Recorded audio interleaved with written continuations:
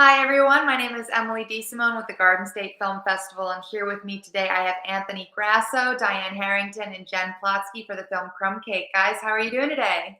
Great. How are you? How are you? Well, thank you. So, Anthony, you directed and produced and co-wrote with Diane. Yeah, I didn't co-write. She's the writer. Okay. Yeah, I'm just director, producer, one of the producers. Okay, Yeah. and then Diane, you wrote and produced. Yes. And then Jen, you were producing as She was well. my producer and producer. Yeah. Can you guys tell our live viewers a bit about the film before we dive into questions? Well, I'm gonna let you do it because that's your film. It's basically a story of three sisters who come to their childhood house after their mom has passed away, and they deal with their conflicts, their differences, their love for each other, and things that come up with their mom and their childhood as well. Okay, is that a like a personal, like, do you have, like, what was your inspiration for writing this script? I do have two sisters, and it is based on three sisters, and I play the older sister, as in the film. There's only some things that I took from that I borrowed from real life. My mom is, thank goodness, alive and well, so she's still with us, and it's loosely based on my sisters and I. There's some things you borrow, and it's also a combination of me. I kind of broke it up into three different characters, and I don't know, it was just kind of like a tribute to women, to sisters, to uh, um, family relationships, and sibling dynamics. yeah. Okay, Yeah. yes. And you say you are one of three? Yeah. Yes, I am. Okay, I'm one of two, but I do have friends who are one of three, and I do feel like there is a completely different dynamic. Oh, yeah. Well, it's really I interesting. think Jen is one of three too, right? Oh, really? Yes, three other sisters. Yeah. And we always find it fascinating because I have three siblings. I'm one of four, and I always laugh how we're all so different, and we all came from the same house and the same womb and the whole bit. But we all managed to find different things and navigate life differently. And so that was such a really interesting premise coming from my wife and knowing her sisters and her family dynamic and honoring that. And so that was great. And it was also a play. It was a play. It was a film, then a play, and then a short. It was like yeah. She was writing a feature, and then she made it a short one act, and then she made a short film from the one act, but changed it a little bit. Oh, that's so cool! I love that.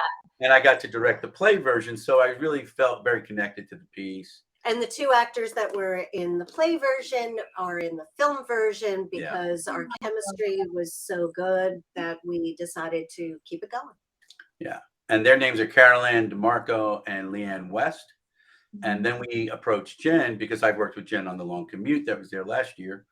And we worked really well together. We're dying to act together. She's a great actress, not for nothing, but you're a great actor.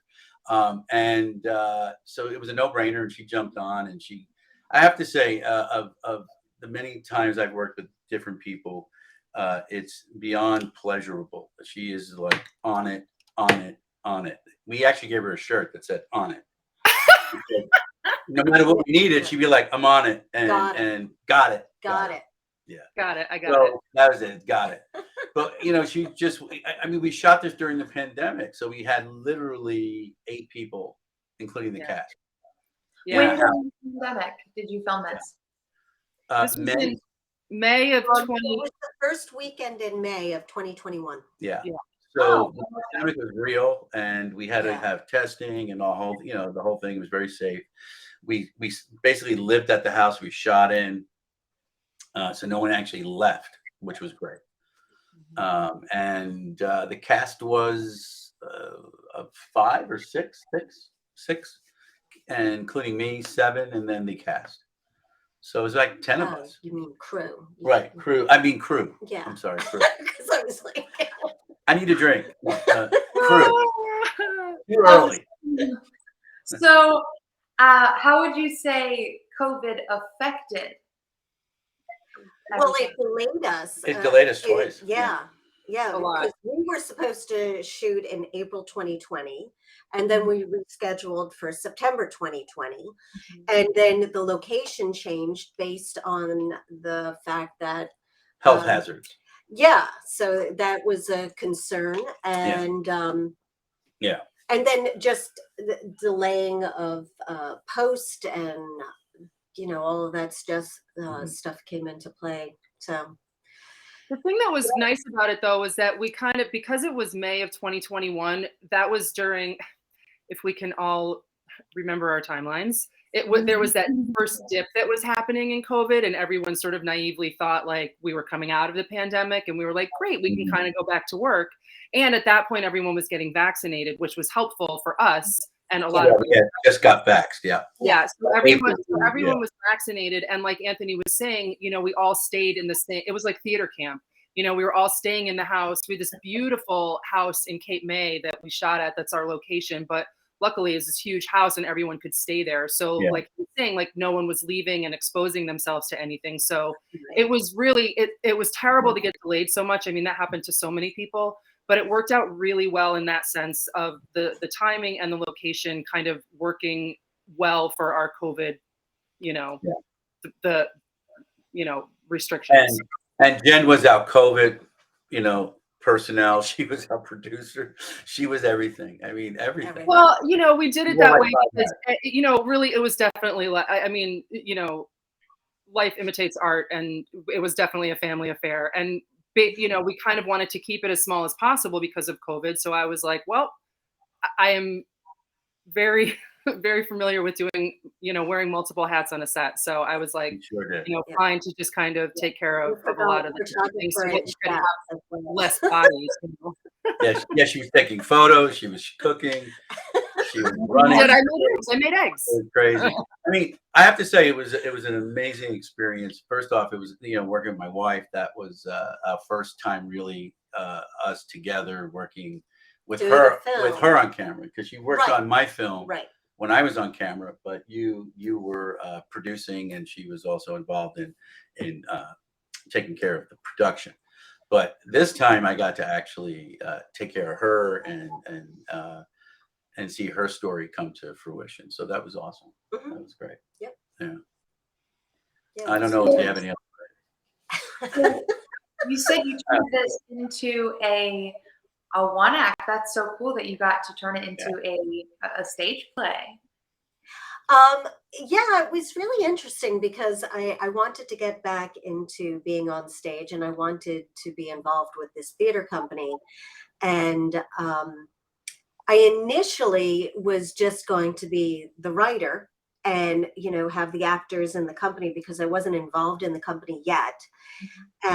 So I was just going to submit my play. And Anthony looked at me and he said, "What are you crazy? This is your story. You need to do this." And I said, oh, okay. So I got involved. And when I first did the play version, there wasn't really a beginning, middle, and end because it was a short play. So I had to make it a short play. So there was some things that were turned around for it to make it a short play. So it had the beginning, middle, and end.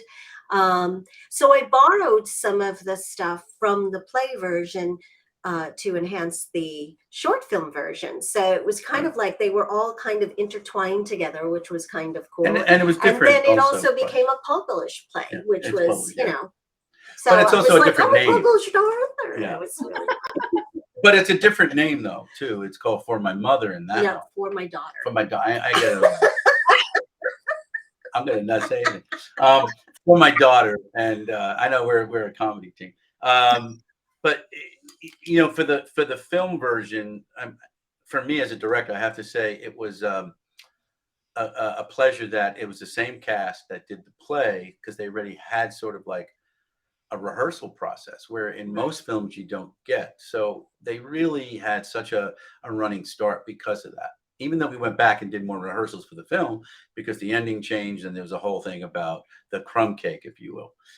When you see it, I don't know if you've seen the film yet, Emily, but it's a lovely film, and it deals, with simple things that we all would remember in our childhood, and things that trigger you. And I don't want to give away the plot, but in the film version, uh, their jobs were, I think, ironed out. If you talk to anyone who's done a play on Broadway and then made it into a movie, they'll tell you they had 100 performances before they got to shoot. Right. Here, they had at least 5 performances and over 20 rehearsals.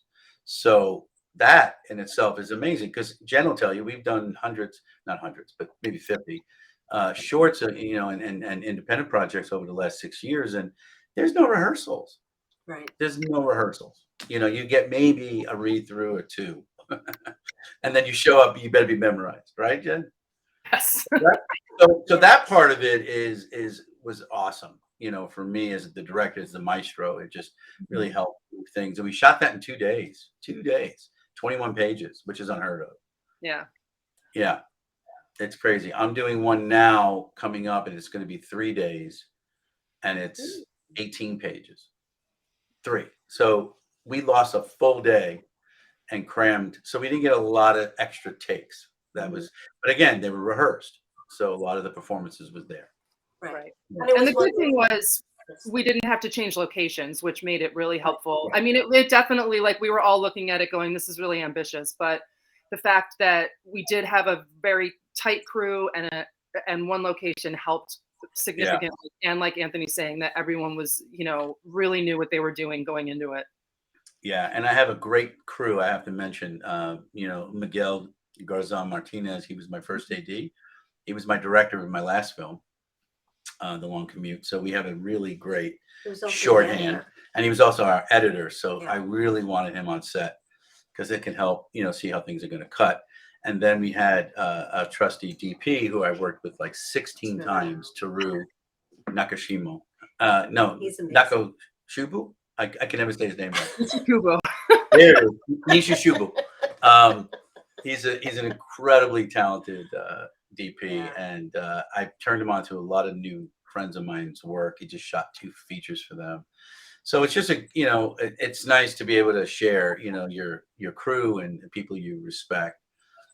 And we're very, very gracious that you guys are, accepted us again this year, and we get to do this with you. This is awesome. I mean, the Garden State Festival is so happy to have you back. How many times now have you submitted to the Garden State? I think since 2017, I had a film every year. Yeah, I had a couple of films. Like this one, I have 1 year. I have 1 this year. I had 2 last year. I had 3 the year before, and I had 1 the year before that. So about 8 films, 9 films. It's crazy. I know. I think this is year 4 for me, and I think it's my 6th film. Yeah. Okay. Yeah. This is my first film. As an actor. As an actor, writer, producer. Yeah. Okay. But for The Long Commute, I was a producer on that and a script supervisor. Yeah. Consultant. Yeah. Well, since you're all so experienced and seasoned in this, this artistry of film, is there anything that you would like to say to filmmakers that are watching, to people that are newer to it, that could gain from some advice? Sure. Jen, you want to start, and then I'll go after if you want. I don't. Sure. I mean, I think for people starting out, it's really important. Like we were talking about earlier, like, me wearing a lot of different hats on this set. I think it's important and helpful to, when you're working on a set, to really like stand back and take a look at what everybody's doing and what everybody's job is, because I think, not that you need to learn everyone's job and be able to do all of them, but it's important to have an understanding of everything that goes into making a film, because it's a lot of working parts and it's a lot of people. And I think that it just gives you a better understanding of the entire process, everything that goes into the making of a film from start to finish. And I mean, the more of that you can soak up, the better. It just makes you a more well-rounded, artist and filmmaker. Absolutely. And then I'll piggyback on that. I've now directed 5 films, and each time it just gets a little easier because I have the right people. I know who I'm calling on, but I also teach acting. So for me, I'm an actor who directs. I've never considered myself just a director. I'm an actor who directs.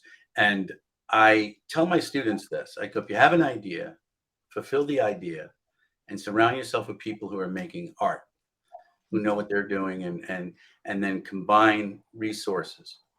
I didn't have a dime when we first went and did the long commute, and we did a fundraiser, and a couple of angels came on board, and one in particular just really financed mainly the whole film.